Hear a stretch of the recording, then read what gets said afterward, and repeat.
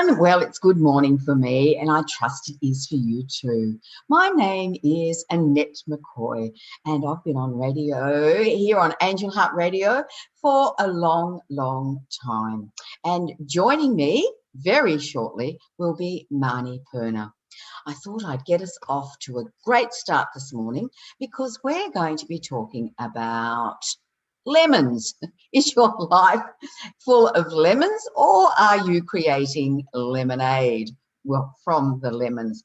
An interesting concept, I'm sure. I'd like to remind you that these shows should never replace your legal, medical, nor professional advice, nor your own sound judgment. So I'd like to invite you to come over to the Angel Heart Radio Facebook page, because if you join us there, you can join in the discussion, and that's always good fun. Marnie and I love having people come and join us. We like to hear your comments and know how you're feeling about things in your day. How's life treating you? Here in Australia, and I know in most of the world, we've just had Mother's Day. I'd like to think that every day is Mother's Day. Every day is Christmas Day. No, sometimes we can make those a special effort on those days, and are we making that special effort at other times? So, yes, I'm very fortunate. I have my family around me and I see them often. Mother's Day this year was a very, very special and fun time for me. What was it like for you? What did you do to create whatever it was that you created? So often we forget that maybe we're creating whatever it is in our life. And sometimes we're not able to do anything about what's in our life, except maybe change our attitude. Attitude is so important. Am I looking at the glass half full? Am I looking at the glass half empty? I believe there's always something good in every situation. My darling grandmother used to always say, every cloud has a silver lining. And sometimes it's really difficult to see that silver lining because we're so engrossed in the actual cloud. We're not taking that step back. And that's what we need to do. Take that step back and breathe. And sometimes we might find ourselves involved in other people's stuff. And it is just that, other people's stuff. As a parent, I find it sometimes very difficult to stand back because I might see my children hurting. I might see my grandchildren hurting. And it's our natural instinct to want to run and wrap them up in cotton wool or wrap them in cotton wool and protect them. And yet I've learned, possibly the hard way, that that's not possible. I'm responsible for my own life. I'm responsible for my own actions and thoughts. However, I'm unable to protect other people. We all have our own life journeys, and sometimes that's the hardest thing to do, to be able to stand by and watch a loved one hurting. So what's happening in your life? I'm going to see if we have people in the chat room, because that would be really handy. And I'm playing this morning and I'm not really sure. I thought I had the chat. Oh, yes, there it is. There's the chat room. So I can say welcome to everybody from there, I believe. Yes. So I would like to welcome you wherever you are. Thank you for joining us. And I would like to think that you are excited about your day. When you hop out of bed in the morning, is it with joy or is it with dread? That can be where the lemons start. Do I want to feel that pain and become engrossed in the pain because I worked too hard yesterday and my body is aching? Or am I able to look at that slightly differently? It's always really interesting to look at our own attitudes and see, oh, what are we going to do? Now it's my lovely pleasure to welcome Marney to the show. Welcome, welcome, welcome, Marney. There seems to be a glitch, which I'm not quite sure why. How interesting. Oh, well, we're going to continue and magically Marney is going to appear, I'm sure. Let's see if this works. We've got Marney, but we haven't got her live, which is very interesting, isn't it? The wonders of technology. When they work, it's fantastic. And then when there's a glitch, it's like, whoa. For some reason, Marney is hasn't got her video on. So I'm sure she will get that on. And then, there she is. Well done, Marney. Welcome, welcome, welcome. We are live. And Marney is still settling in. So I'd like to remind everybody that our topic today is, are we sucking lemons or are we creating lemonade? What are you doing at the moment, Marney? A bit of both. Well, I think it's really good when we can do a bit of both.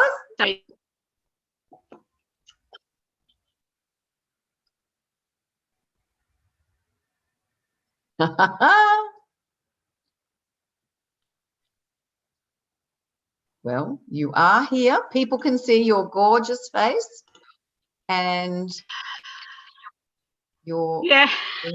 Yes. So, hello, hello, hello. Hello. There you are. Hang on. I will try again.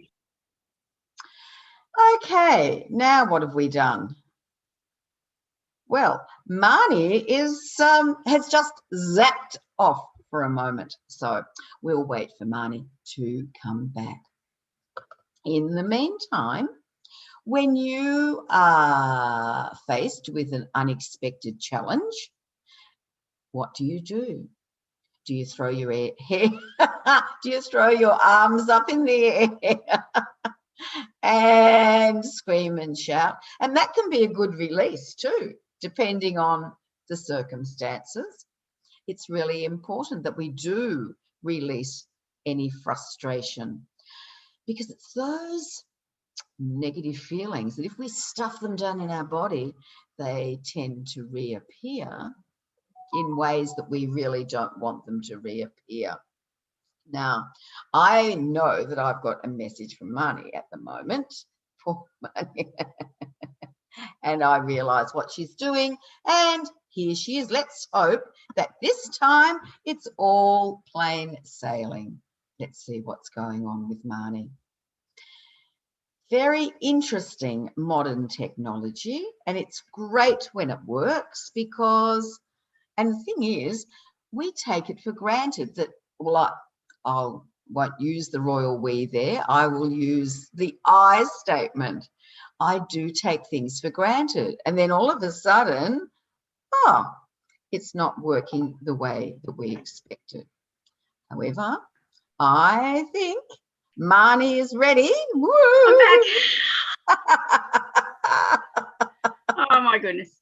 All good. I was sucking lemons and now it's turned into lemonade or a dash of limoncello in my coffee. Oh, well done. Very, very good.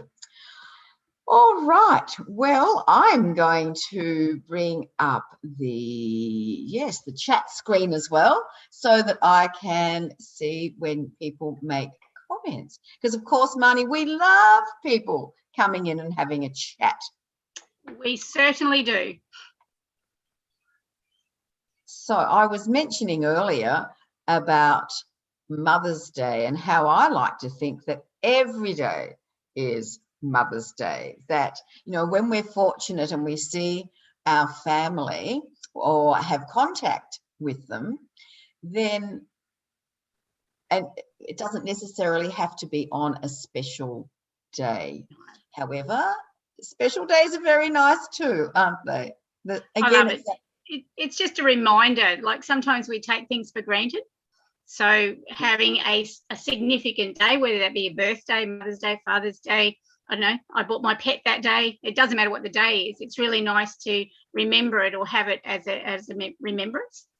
So absolutely. That's what I love about it. So yeah, I do agree. Yes, and we're very fortunate when we can celebrate with families. I know I feel for people at the moment who have loved ones overseas, and in this day and age, we've become accustomed to catching up with them one way or the other because we've had the freedom to fly or sail and be able to meet up with loved ones, and that's certainly on hold at the moment. So thank goodness for technology. I know, and look, a lot of people have embraced it too, Annette, haven't they? That, you know, even the elderly have gone on Zoom meetings, and they might need some assistance, as we all do, to get connected sometimes. But it's just been a way of people being able to be connected. And yes, we haven't had the intimate connection, but the very fact you've rung someone, like that was always very special to get a phone call, because not everyone had family close by. I know. And if I think back a generation, so my parents' generation, a lot of them left their homelands and they never had the opportunity to phone or connect or visit again. I know my mother-in-law left Sicily and came to Australia, and she was she was married for decades, and it was very late in her life that she had the opportunity to go back and see her family again. Right. Yes. And my dad was the same. He immigrated from Germany, and he didn't go back until I was in my early 20s. So, you know, they left for a long time, and they left in situations that were unsettled as well. So you choose. But I also think they were great explorers, that generation. They, I mean, how intrepid were they to have packed up their little suitcase, because they hardly left with anything. I mean, nowadays people go overseas and they take the container ship with them. These people left with a suitcase. Yes. Just a suitcase, and that's it, and their memories, and no knowledge of ever seeing their family members again. Yes, so many that I can remember meeting a gentleman years ago over in Perth, and he would have been in his 60s or 70s at the time, and he'd left Scotland as a 16-year-old and had never gone back. You know, I find as a homebody, I love to travel. I also enjoy coming home. So, you know, the thought of packing up, and as you say, with so little as well. And let's face it, people are doing that these days as well. Some people are fortunate. Yes, they can take their worldly goods, but others, sadly, just come with whatever. And it's up to you, and we've said this so many times on our shows, it's your choice to have an attitude of gratitude or blessings. So if you live in regret, if you live in the past, you're not being current. You've got to be present today to be able to live happily and gracefully. All right. So if you can constantly yearn for the old, you haven't let it go. you've kind of just you're stuck in between. You need to embrace what you've got. And if you're not happy where you are, well, where will you be happy, or what can you do to turn your lemons into lemonade? Yes. Because how often do I hear someone say, I'll be happy when? Yes. Yeah, it's no. Something I try and teach, or I attempt to teach my clients, is the when is now. You need to be happy personally within yourself, regardless of what's going on around you. You've got to find that spark of happiness and blessings. And when you have that, it enables you to be open to seeing other blessings around you. It's not always about what's going on in your life. It's about deflecting some of that negativity, because we can all wallow in negativity. It's a very easy bath to sit in, isn't it? You just turn on the taps and it just flows, and the more you wallow, the more you'll find to wallow about. But sometimes you need to turn those taps off, pull the plug out and go, right, I'm stepping out of this bath, I'm releasing it all. What can I do each and every day to start my day with gratitude? It's such a huge factor to implement every single day. And the gratitude needn't be big things, needed, Annette. Like sometimes it's as simple as, oh, gee, I can find my slippers today. Yeah, that's right. Or my glasses. Where did I leave my glasses? And other times it's, it's pouring rain outside and I actually am inside a house and warm and cozy, yes. and of plenty of people that haven't got that opportunity. And it's not saying that they're any less motivated or skilled. It just means that their position in their life at that time is what it is, and you need to deal with what is. But live in today. Do not live in regret. And to be aware of the little gifts as well. On Monday morning, I was walking with a girlfriend. We tend to walk of a morning and feed the ducks. I adore watching the ducks. You know how they skim in along the water? It's so good. And we had seen a swan recently, and I know that usually they have a mate, and it was like, oh, where's your mate? And, well, Monday morning we had the swan to start with, and then, along comes the mate with this gorgeous little brood of cygnets. And what a blessing, because we weren't expecting them at this time of the year. It was like, no, it's a bit out of sync. Yeah. Yeah. The swans have been a blessing in our area for some years now, and last year, I suppose because everyone had time to be at home, it became a real ritual. There was a beautiful photographer locally she photographed the whole journey of the swans and their family. So each day everyone would get on Facebook and go, oh no, how many cygnets are left? Because some years they have many and daily they disappear. And we had a big eel population in our lake, and they reckon the eels took a lot of them. Whereas last year, all 8 of these cygnets reared and became adult swans. And there's a couple back now on the lake with starting their families. And, one of the things I found really, really shocking, we all, I was always told that a swan mated for life. So if they lost their mate, they never mated again. Well, apparently that's a furphy. Because that's what I was thinking. I always look for them. Yeah. Well, we had, so there was a few little accidental hiccups with this swan family, and the dad swan hurt his foot. They don't know how he did it anyhow. He ended up having to go to the wildlife carers. And everyone was worried about the mother looking after this brood of 8, older cygnets. And so there was one cygnet that was like the runt of the litter, and he was a little bit ostracized. And then one of them got something wrong with their beak. So they had to go to carers because it was a fish hook. They found a fish hook in one of these swans' beaks, right? So that swan went to the carer.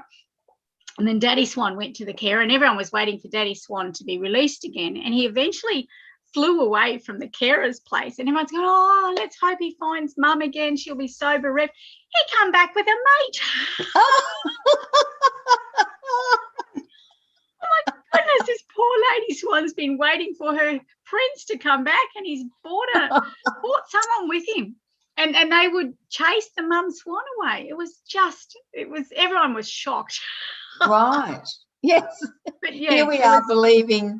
I know. Yeah. But it was just a beautiful, and the lady who took all the photos, they were just gorgeous photos, and she has a real gift of expression with the message that she puts under the photos. You know, there was one of them, all the swans was standing around in a little group looking down. So she's put this thing like, oh, gee, we better finish TikTok before mum sees us on the phone. And, you know, very, very clever repertoire she'd put with the photos.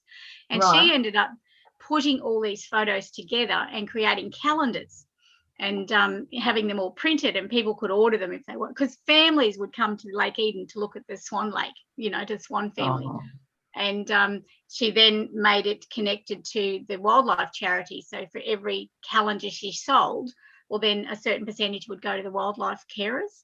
And it was just a beautiful, it was lovely every day to look for the swans. And I suppose it was more lovely because they all lived to adult swan age. But you'd see them training. You'd watch this mum showing her 8 cygnets how to fly and how to take off on this lovely big lake that we all could walk to. Right. So a beautiful blessing. But if you weren't in that mindset, if you weren't looking for something to uplift you, you didn't see it. So you need to be able to look for things that might grab your interest or your attention. And is it world shattering? Probably not. But is it what you need to make you smile or make you connected, heart-centered? Yes, it is. Yeah. Yes, and as you said, it's the little things. We don't have to look for big things. It was, and my girlfriend took a photo, which was lovely, and then passed it on to me, which was very, very nice. Again, and you can show your grandchildren, you know, oh, look at the swan we saw today. And, oh, wow, a swan. Because they're not common. They're still not a common occurrence. Like in England, I think they would be more common to see a lot of wild swans or swans on lakes and inlets and stuff. But over here, it's still not common to see the swans. Right. So because they're migratory birds as well. So they leave their home and go look for a new one. Yeah. But see how amazing are birds in particular and whales. Yes, they leave their homes and then they go back. And find their way back. Yes, yeah. You know, and how do they do it? Because sometimes it's countries away. That's right, yeah. Oh, look, I think it's fascinating. They don't have the hang-ups we have. Life's a bit more simple. Food, mate, fly. So. Yes, incredible. Well, we tend to make our lives complicated, though. Quite often I'll think, okay, so what is concerning me? And, you know, take away, get down to the bones of something rather than all of the fluff around it. I think too, as you stress, you know, me and Henry's my stress bucket for those who haven't listened before, and Henry will fill up with little things as well as big things. And sometimes when your bucket is being filled with many things of varying gushes, it's harder sometimes to be stable and to identify what is the one thing you need to do. And I know a lot of some of the workshops that I do in relation to stress management, when people are arguing or in mediation and things like that, what they're actually arguing about is not the tangible thing at the end. All right, it's not about the kitchen sink or who gets to keep this photo or this vase or the fact someone did something. Go backwards in the relationship and find out what actually you are arguing about, because as you drill down and down and down and down, and it is not the easiest thing to keep drilling because your body puts up a shutter because it's too hard, it's too hurtful, and it doesn't want to go back to the hurt. But sometimes you need to capture the hurt and capture it and just put it off to one side and allow yourself to look. Even the word clinical is the wrong word, but rather than the emotional looking in, have a look and see what you're actually, where is the core, where is it stemming from, and what can I do about that? And so often it is personally it's old scars that we're carrying, or old memory traumas that we're carrying. But we might have received those traumas at a different age bracket, and our body hasn't remembered that we've learnt things along the way that help us deal better than we did at that time. So there again, your blessings. So when you go through an experience, it's not about not getting it right.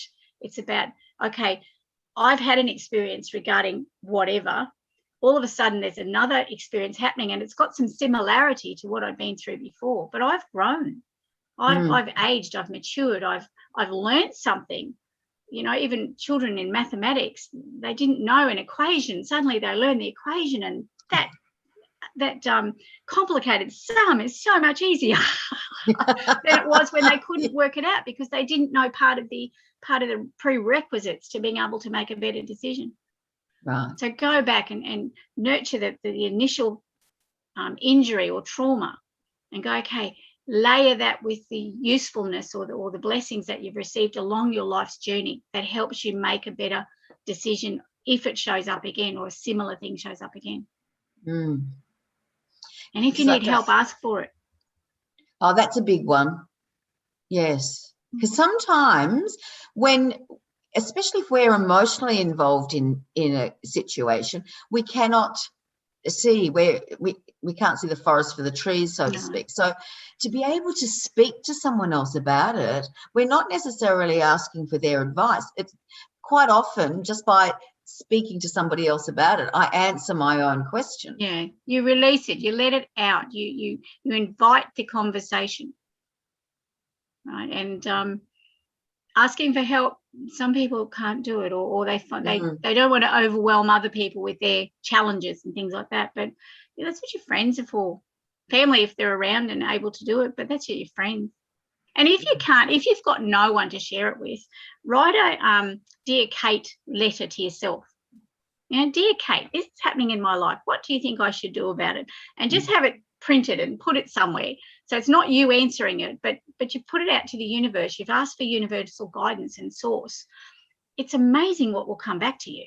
I'm just getting all these angel messages at the moment. It doesn't mean that what our family are journeying through at the moment is the easiest journey, but let's let the guidance deal with things. And what you said before, Annette, is take the emotion out of it. It's the emotion that's triggering us, but sometimes it's the emotional trauma response that's blocking us as well.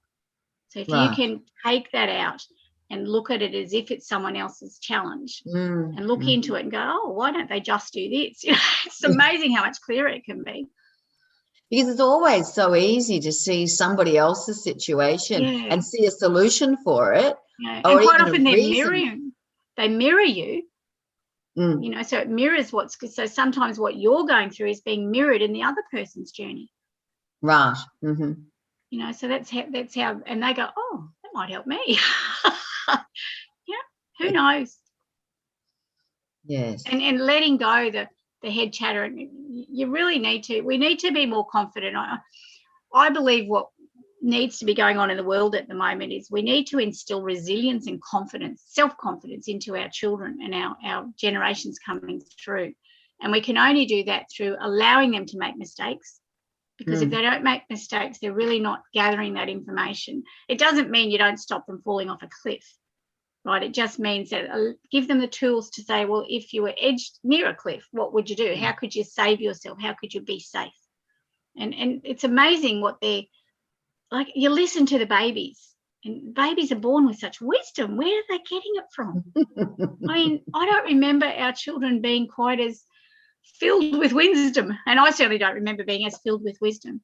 But I do remember my mum saying at 4 I could run the country, because at 4 she could send me to the local grocers, and it was a safe enough environment, okay? So we don't worry about stranger danger and everything, but she could send me with a shopping list and I would go and buy it and give the change and get the right change and get home with it at 4. Yes.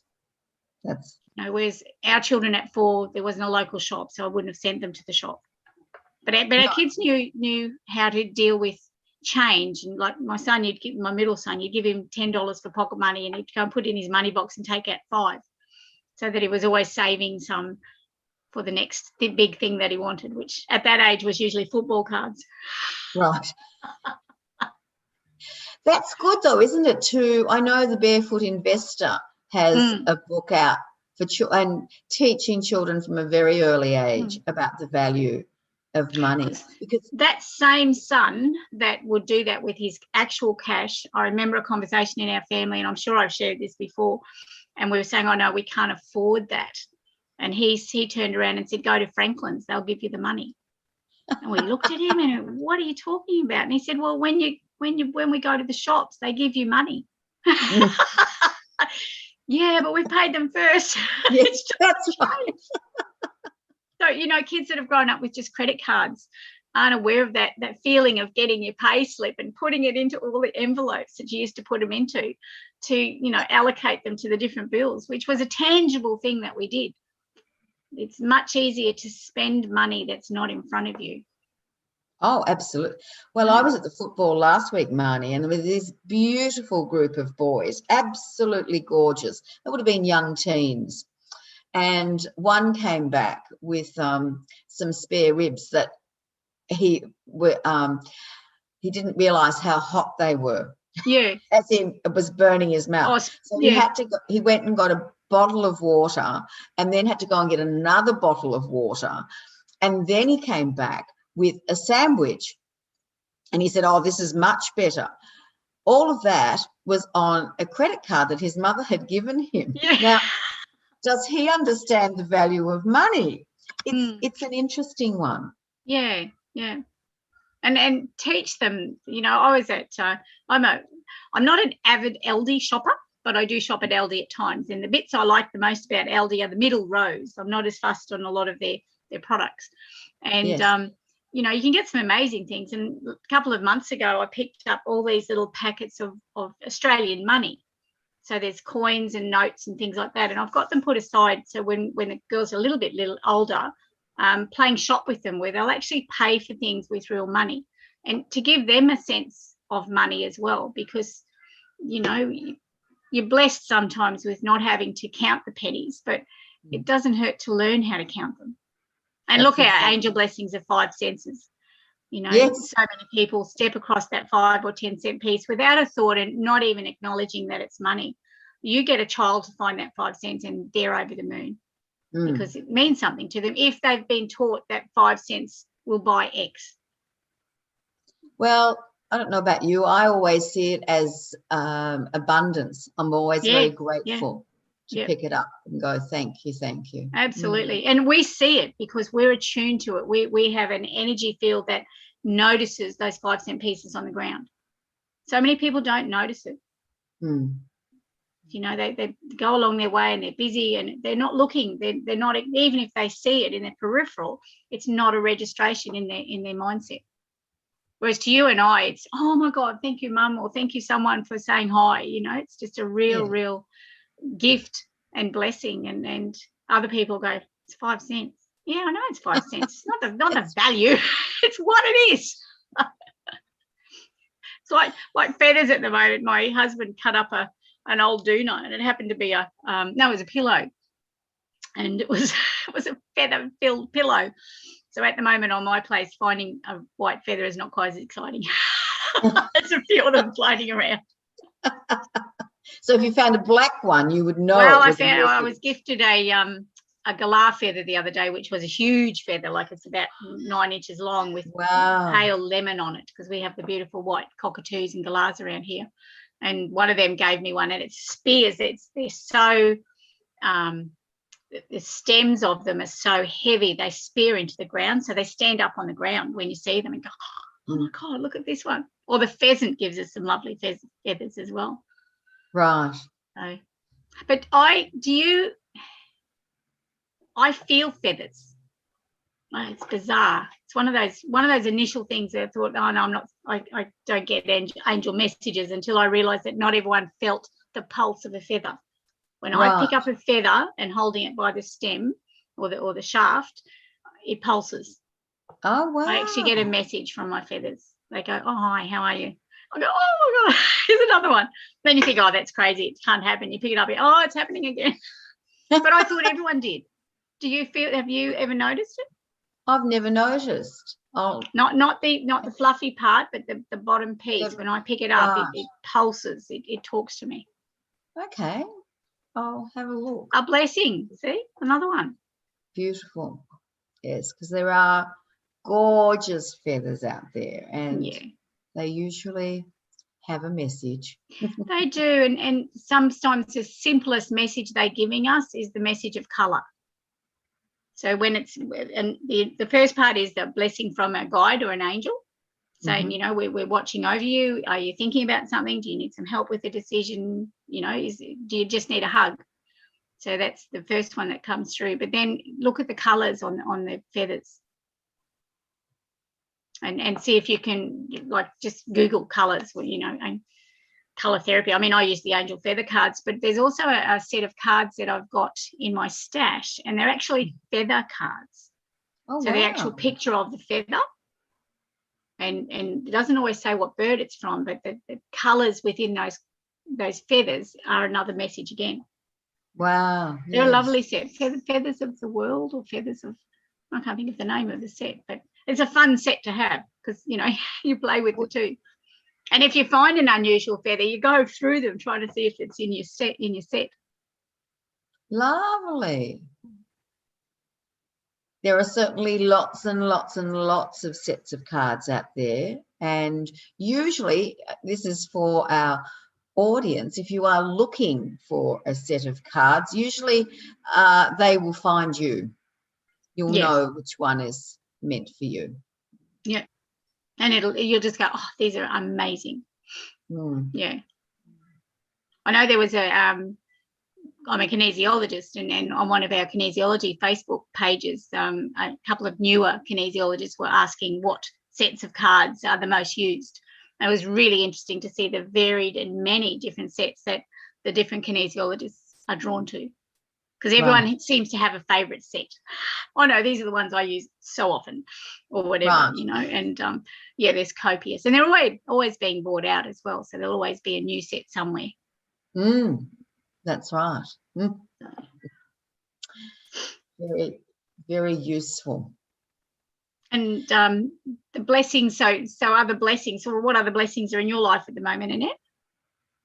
Oh, I have many. I'm so happy in my unit, in my move, and so I give thanks every day for that. The fact that my family are happy and healthy. I have a new granddaughter, and so blessings. I seem to be involved in activities both in the village and outside, so I'm delightfully busy. That's a blessing in itself, and be able to have the balance in my life, Marney. And I know when I was talking to my own mother about Mother's Day, and she lives one side of Melbourne and I live the other, and I said, oh, do you mind, what are you doing on Mother's Day? And my brother had taken her out on the Friday, and my sister was going for dinner on the actual Mother's Day. And I said, do you mind if I don't come across? I'd really like to have the morning to myself, and then I knew I was seeing my family in the afternoon. Gorgeous. So my mother gave me a blessing, didn't she, by being very lovely. Open to that. And we spoke. I rang her, and she was lying in bed. The sun was streaming into her bedroom. And I said, well, enjoy it. Yes. How wonderful, not having to get up for anything. Yeah, absolutely. Me time is so important. And I know too that once again, it doesn't have to be big. You know, just the phone call or just the acknowledgement, or hi, Mum, I was thinking of you, you know, because if you do get to see them fairly regularly, it's another thing. And they're all, like, my children are young adults now with families of their own. So it's nice for them to enjoy and have their little ones enjoying the blessing of Mother's Day. I know our little granddaughters, they hid, it was just reminiscent of my childhood. They hid their homemade or their made gifts that they had for their mummy up here at my place, so that Mummy didn't see them. So on Mother's Day, the night before, I think she came up in the morning. They bought her mum, I made pikelets for everyone, and the kids were able to go down to my room and bring out their gifts for their mummy that they'd made. And you just think it's so nice to be able to do that and hide. And one of my very early Mother's Day memories were, I lived in Bundaberg, and there was an old lady that had this massive garden. Now, she seemed old to me because I was only a little fella, okay? I wasn't very old myself. So she, to me, was this really old lady, and she had this huge garden, which probably was just a normal house block, right? But she grew chrysanthemums, And you would go past and she'd say, oh, how are you going with your saving? And she'd say, oh, I've got a halfpenny today. And she'd, oh, that's so good. And for 5 or 6 pence, she'd put this big bucket of flowers, like freshly cut flowers, in a bucket. And she would usually keep it to the day before. And the day before, she would arrange for my dad to get them and hide them in the laundry or something at home. So on Mother's Day, we had this massive bucket of flowers that we gave Mum for Mother's Day. And they would have cost us 6pence. And it was just, I just remember that being such a beautiful memory and gift, you know, to know those little kids as us, we valued that memory. And I don't know that we ever went back, like after we left the place, and how long she did it for, but I'm sure we weren't the only kids in the area that she did it for, because she had masses of these flowers in her garden, you know. Well, what a joy for her to be able to do that. But it was such a fun thing, you know, and we were as poor as church mouse in my growing up years. Dad was a tradie, and he followed the trade, and we always rented houses, and there was never a lot of spare cash. And like some of our Christmas blessings were, Mum would always try and make 5 presents under the tree. But those 5 presents could have been a knife, a fork, a spoon, a plate, and then a gift. Right. She always gave us our own plates. So we always had our own plates. So it's something that we continue on. So our kids always had their own plates and place settings. And, you know, it was just what life was. But there was always a special gift, and then some of the more practical ones. Gorgeous. These days, sometimes it's jocks and socks. Well, yeah. Mum used to put money on my middle son's jocks for a joke. She'd attach coins on his underwear, which was highly embarrassing if he ever opened a bed at a birthday party. He'd be mortified. Oh, right.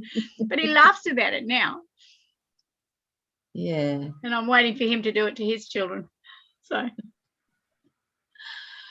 It's interesting, yes, what we can carry, the traditions that we carry on. Yeah. And sometimes they last for a long, long time, and sometimes they're shorter lived. Yeah.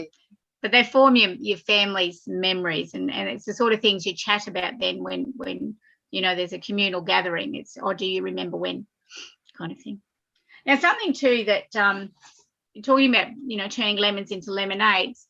Your emotions can have certain things, like I play a lot with essential oils and remedies, natural therapy remedies and things like that. And with our emotional chart, sometimes the essential oils particularly have this is what your challenge might be, but this is the blessing of the oil, or the story of the oil. So, you know, there's quite often like jasmine, which is a basic, and everyone can find jasmine as a smell. So the challenge for jasmine is being fearful. But the blessing from jasmine is trusting. You know, so you've always got an emotional trauma, but then there's the emotion that this oil or this remedy or this product will inspire in you, or create within you this change that you need to deal with that situation. So you imagine if your situation is fearful, but then you can trust yourself to handle it. It kind of gives you the upper hand, so that you've turned your lemon into lemonade. Doesn't mean the experience is not there. It just means you cope better. You're more resilient to do it. So have you got a favourite oil? What's your favourite oil, if you have one? Now that's a very good question. What oil comes to mind? Nothing but the best, frankincense. Okay, well, frankincense is when you're feeling vulnerable. Okay, so an emotional trauma side of when frankincense shows up is feeling vulnerable, but the opposite to it is it protects you. So it gives you the feeling of protection. Okay, so that's what I'm saying. And there's charts around. You can always find a chart that talks to these, but it's something that we use a lot in therapy when we're helping people heal a trauma trigger, or to even we don't heal them. What happens during the session gives them the resilience to move forward.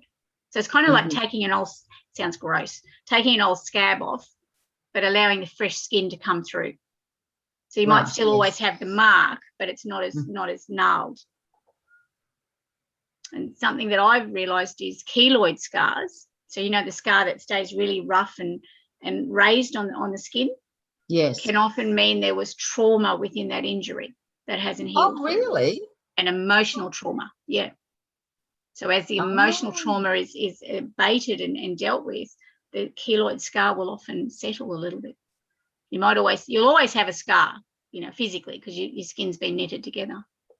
Right. The keloid scar is often about a huge trauma that happened at the time of the healing. So is that similar? Because talking about scabs, they can be smooth on the skin and they can be raised as well. Yeah. And quite often the raised ones, because it's raised, it can get bumped very easily. So it creates another. Right. Okay, so it doesn't heal. The skin is not healing cleanly underneath. Oh, here's Rosemary. Hi, Here's Rosemary. Rosemary. Good morning, Rosemary. Good morning. I have had the most wonderful time listening to you two. Thank you. It has been absolutely enlightening watching you try to get on the show from the beginning, right? And seeing Annette very calm and just calmly saying, yes, isn't technology wonderful? I wonder what it's telling me today. You're just not seeing our feet paddling madly underneath. And I mean, I would have been really sucking the lemons by then, saying this stupid TV or stupid whatever. Isn't it, Annette? We've dealt with a few in our life. Oh, look, she's just marvellous. I'm just putting my phone on mute. Silent, yes, I had to do that too. Yeah, because I was listening on my phone, listening to you too. Yeah. And you have to laugh because I raced in and got this feather. Oh, good. Okay, so what's that one from? A lyrebird? This is a lyrebird, yes, from the Blue Mountains. Yep. And my husband found it and I took it out of a glass case just now to show you because it's so precious to him. And he said, you be very careful of that. Absolutely. I would be able to look at that. Not at my desk now, but I would have the lyrebird feather story, which when in a minute I'll go and I'll close my video and race out and get the lyrebird card and read the story to you when I get it.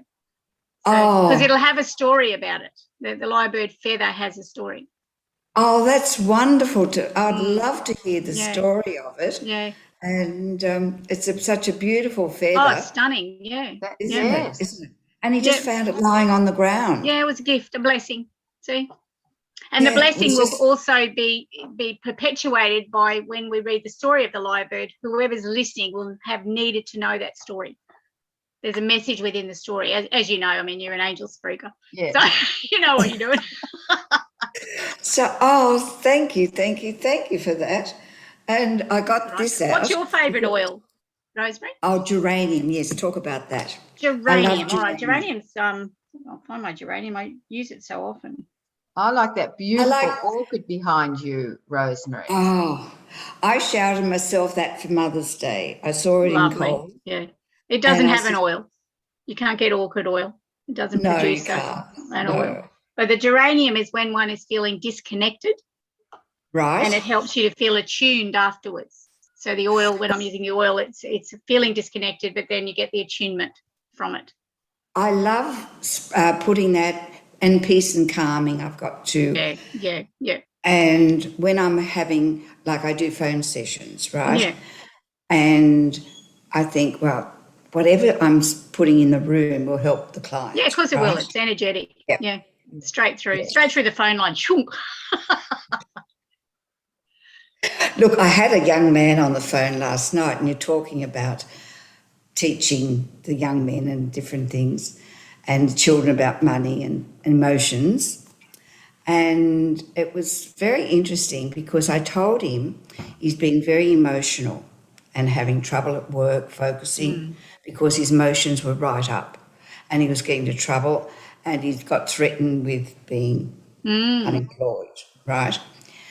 And he said he had in his tummy, I'm stupid and I can't do anything right, and all this type of emotions come up in him. And I told him he has 5 bodies. It's got a physical body, an energy body, a mental body, emotional body, and a spiritual body. And I said, stop thinking with your emotions. Yeah, exactly. Yeah.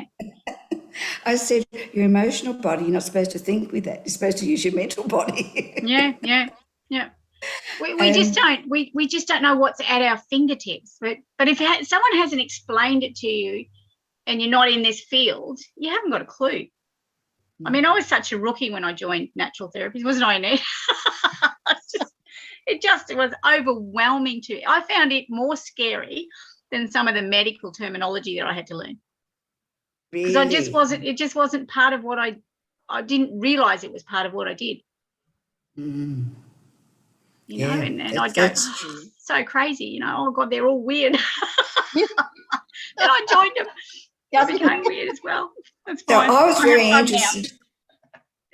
very interested in the oils that you said for the emotions, and you had two. What were they? Yeah, we spoke about jasmine. Yes. So jasmine and frankincense were the two that we mentioned. Yes. Yeah. Right. Yeah. But you said one would help the emotions that you're trust. Well, one is the trauma that's you're experiencing. So when the oil shows up, I say, well, that is the emotional trauma. When I'm working with a client, I'll say, what's the emotion around whatever's going on? So we'll identify an emotion. Well, then I would use the essential oils on a pressure point or a physical point on the body usually, or energetically, and say from the oil, I'll read the story, but the prime benefit it's giving you is the second word. So you're going from feeling, say, resentful to feeling grateful. Yes. And that happens with Melissa. So it's the story of the oil. So I'm very big on the story of any product that I use, because we're attuned to all the energy fields and the connections and stuff like that. But sometimes your client needs to hear more words. So when you read the story of the product, there's a message in there for them. Or they'll say, oh, my God, that's so like me. That's exactly my life. So, it's... Well, he thought he was hopeless. Yeah. He thought he was hopeless, right? And because he lost his other previous job, same trouble. I'm not good at this, right? And now he's in media, it was, and he's got to be quick and all that. And so what would you do with hopeless? He feels not good enough. I'm hopeless. So what oil for that, and what's the corresponding oil for him to trust himself? Okay, well, I would just muscle test what oils in my kit. I'd go to my kit and say, what oil? And he'd go, line 1, oil 6. But just on my chart here now is Kunzia. It takes him from feeling hurt to feeling safe. Ah, good.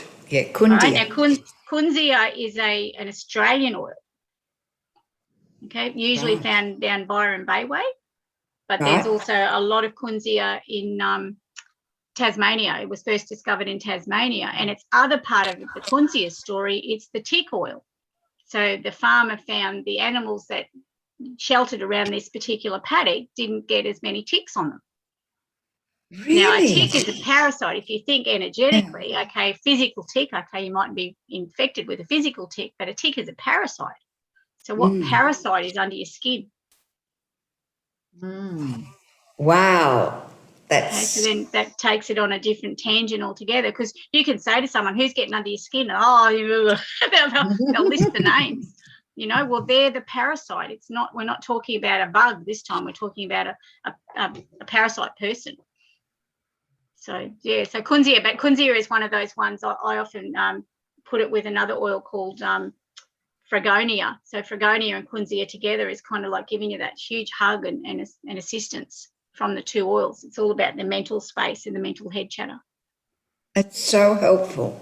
Thank you, Marnie. That's so helpful. Yeah, so if you're talking to him again, tell him to find Kunzia. It's an unusual smell. It's not a girly smell, right? It's more of almost a woody or a foresty kind of smell. So it's one that men say to men have lavender or something like that. I don't want to smell like a lavender tree.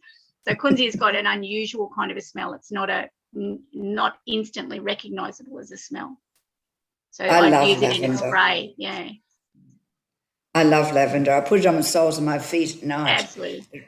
Yes, that's Grandma's a good technique. I call lavender Grandma's hug.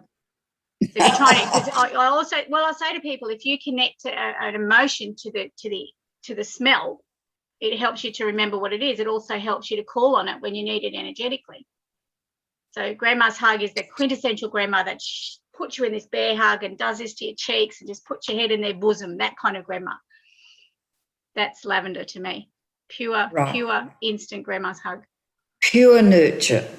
Yeah. Nurturing. Yep. Lovely. Yes. Really nice. Sorry, Annette. Keep you butt in now. Oh, thank you. Sorry. I'm fascinated. Your knowledge of oils is wonderful. I love them. I love using them. I love working with them. I love playing with them. Oh, it's incredible, your knowledge of oils. And my oil kit's huge. Like I've got the great big suitcase full of them. So I thought I had a lot, on my healing shelf, but I can see I haven't got anywhere near what you've got. I think because I had an affinity to them when I first started, and to me, as I said, their stories were so hugely beneficial to what I do and how I work with them, that I would just collect them. And I mean, I have my basic sets, so, the kits that I usually buy, but then you find you go off tangents, and the Kunzia oil I get from this Australian company, and he has beautiful range of the eucalyptus kind of oils. So there's a rose eucalyptus. There's all these lovely ones. And again, anyone that creates essential oils for healing knows about how important the stories of the oils are as well. So they always come with a information sheets that talks to the emotional benefit that these oils can assist with. We've got some wonderful blessings, haven't we, on the earth? Oh, we have, yes. We have more lemonade than lemons, don't we, Annette? Yes, oh, definitely. We make marmalade. So. Well, we are fortunate to have so many tools at our disposal. Mother Nature provides so much for us. Yeah, she does, but we've seen them too. Like we acknowledge it and embrace them. Yes. Yes. And that's the other thing. We're one of the angels' gifts on earth, all of us, because we share our knowledge, we share our information, we help people just through talking. Someone listening can go, oh my God, that's exactly what I need, or that helps me feel secure or safe, or I'm not alone. I always think of us as sort of like we carry their messages out to the world, sort of thing. And they give us the inspiration, what to do, the insight. The angels do. It's bizarre sometimes, hey, Annette? Some of the information that filters through, you go, really? Yes. I thought the other day I had a client and I thought some information came in and I thought, I didn't know that. Oh, isn't that interesting? I didn't know that. Sometimes my headspace says, really? You really want to say that? Yes. That's true. It's the awareness of what we're receiving. That's what I've come to appreciate. The knowingness. Yeah. And I love watching how other people do it. I remember very early on in my career, I went to see one of our, what I call the more experienced practitioners, and watching how she did her work and gained permission and asked questions, and I'm going, oh my God, this is awesome. And it's so it forms part of your own toolbox. So because it resonates with how you're doing it. Whereas if you went and saw someone and it didn't resonate, you wouldn't take on board some of the ways they use their knowledge. But she would talk to the room. She would say to the room, is there something in this room that this client needs prior to the balance? I'd never thought of doing that. So now, I ask the room, and people that aren't sure about me and kinesiology go, she's asking the room. But it becomes part of how you do stuff. Same as the prayer. I remember very early on I was helping someone who had and that's what taught me about the parasite people too. She had shingles, and she believed shingles to be psychic attack. So we were helping her go through a psychic attack experience. And you know, she said to me, "Have you got your prayer of protection?" I went, that stuff, you know, I don't need any of that stuff. She said, "Oh, you do." And she gave me this real old piece of paper with a prayer of protection on it. And it was typed on an old-fashioned typewriter, and the paper was yellow. So that's how old this prayer was. Maybe not the words, but her particular copy of it. And she gifted it to me, and I ended up getting them made into cards so that I could gift them to clients that it showed up would be useful for them as well. But I just thought, I don't need that. That's a bit weird. Certainly started to use it. Well, I learned to say to Archangel Michael when I have a client particularly, and, you know, they're shedding stuff. We're asking to uncover them and shed stuff. And so I say to Archangel Michael, we say adamantly that we only open our consciousness and our body up to divine love, to unconditional love, and nothing else is welcome in this space. Yeah, yeah. And I'll tell you, I was leading a meditation one day, and it was to a group of people, and I said to them, "Oh, this room is just full of people, full of presences here at the moment." And when I said that, Michael, we only open up to unconditional love, half the room, the presences left. And Yeah. I said, it's very important that we do protect ourselves, you know. It does. I want you too, Annette and Rosemary, what I believe too is that if I've put that into my energy field, in my conscious awareness, I don't have to keep doing it every day. Sort of, it sits with me. Yes. So it's my expectation that I am protected, that I have got, I use the rainbow waterfall quite often in my vicinity here as well. Yes. Excuse me. But you've got that in your consciousness all the time, that you are protected, yes. Whereas others will say, "Oh my God, I didn't say my prayer today, therefore I'm open to attack." God, no, you know, get out of your head. No, this is mainly when I'm working with a client and they're new to this, you know, sort of I've got a client in the room, and that I say that we only open up to energies of divine love. Yes. Nothing else is welcome in our bodies, thank you very much, but love. Yes. Yeah. And that's an important reminder, Rosemary, to everybody that we can ask for assistance so that we are living in love and through love, because that, I believe, that's what this world needs now more than ever. Absolutely. Definitely. Yes. We're all on the same page, so yeah. Peace and calm. I'll just get something, and I want to read this. It's just I bought a piece. John bought a piece of baklava, right? At the shop, and on it is a message. And so he went and found out, went to a lot of trouble, went to Google to find the people who made it, to thank them for the message. Yeah. And they were so touched that John had, you know, read what they said on the thing. And I'll just read to you what they've put on their little bit of baklava. Okay. We'll share the baklava, hey, Annette? You can send it on to us. Gorgeous, delicious. And see, that's that emotion. The word baklava instantly brings to us the taste, doesn't it? This is all I've got left because I've eaten all the rest. Well, Annette and I are wondering how you're going to share it with us. Yeah.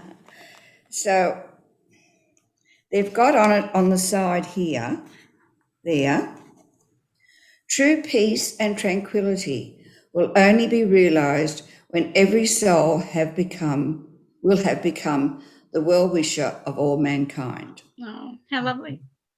True peace and tranquility will only be realised when every soul will have become the well-wisher of all mankind. I thought, what a lovely thing. And John was so touched. He got in touch with the makers and thanked them for that, you know. I mean, how many people would even take the time to read it, you know? But the energy's there, so they're passing that energy on with every packet that they sell. But what a blessing to take the time to read it. Yes, they were very touched that John had taken the time to read. Plus, look through Google Looked to into find it, them. yeah. How lovely. To find a way to an email to thank them for that. Yes. Yeah. So, Awesome.